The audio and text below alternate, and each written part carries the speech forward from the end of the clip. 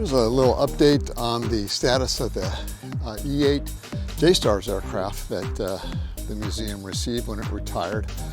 It's February 8th, 2024. It's been a little while since I've taken some videos. Had some medical issues, but I'm back. So anyway, this aircraft came here by the roadway out here in front of the base, and to do that they had to take the engines off and the tail off, the entire vertical stabilizer and rudder. So the Air Force techs have all put that back on now. It took them a few months to do that. It was kind of like fill-in work for them.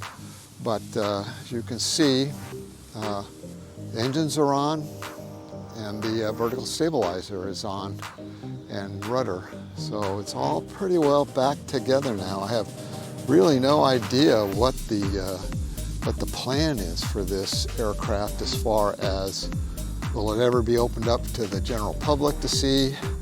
I really don't know.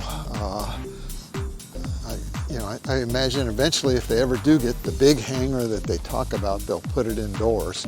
You can kind of see that there's getting to be some mold here, mildew on the side of the aircraft by that big hatch there, the cargo hatch. But anyway, it's all basically together. They even have some one spare engine, and it's looking pretty darn good here.